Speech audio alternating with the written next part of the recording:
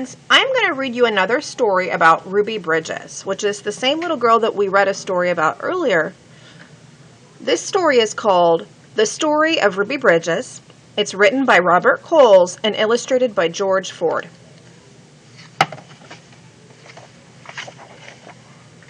Ruby Bridges was born in a small cabin near Tylertown, Mississippi. We were very poor, very, very poor, Ruby said. My daddy worked picking crops. We just barely got by. There were times when we didn't have much to eat. The people who owned the land were bringing in machines to pick the crops. So my daddy lost his job. And that's when we had to move. I remember us leaving. I was 4, I think. In 1957, the family moved to New Orleans. Ruby's father became a janitor. Her mother took care of the children during the day. After they were tucked in bed, Ruby's mother went to work scrubbing floors in a bank.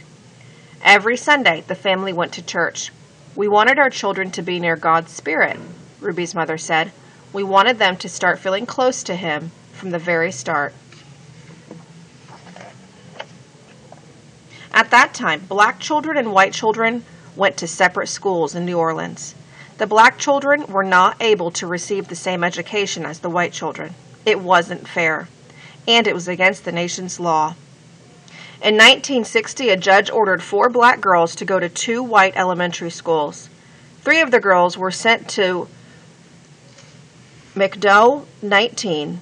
6-year-old Ruby Bridges was sent to the 1st grade in the William France Elementary School. Ruby's parents were proud of their daughter had been chosen to take part in an important event in American history. They went to church. We sat there and prayed to God, Ruby's mother said, that we'd all be strong and we'd have courage and we'd get through any trouble. And Ruby would be a good girl and she'd hold her head up high and be a credit to her own people and a credit to all the American people. We prayed long and we prayed hard. On Ruby's first day, a large crowd of angry white people gathered outside the France Elementary School. The people carried signs that they didn't want black children in a white school. People called Ruby names. Some wanted to hurt her. The city and state police did not help Ruby. The President of the United States ordered federal marshals to walk with Ruby into the school building. The marshals carried guns.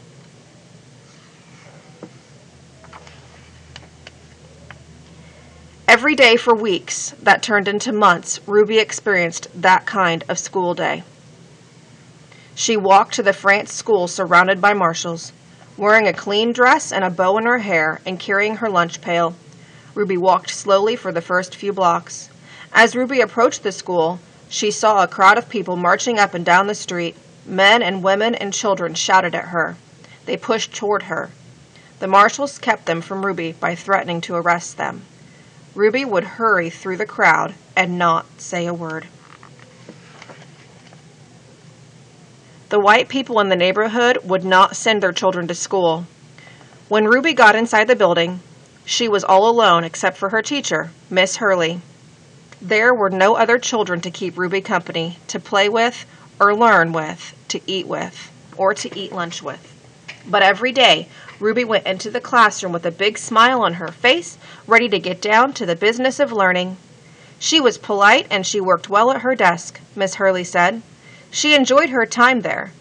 She didn't seem nervous or anxious or irritable or scared. She seemed as normal and relaxed as any child I've ever taught. So Ruby began learning how to read and write in an empty classroom, an empty building. Sometimes I'd look at her and wonder how she did it, said Miss Hurley.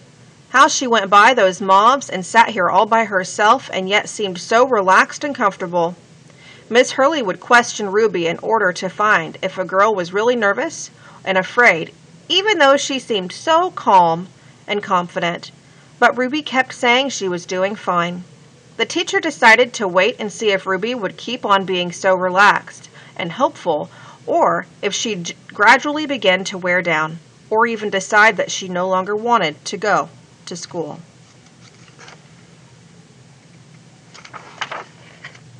Then one morning something happened.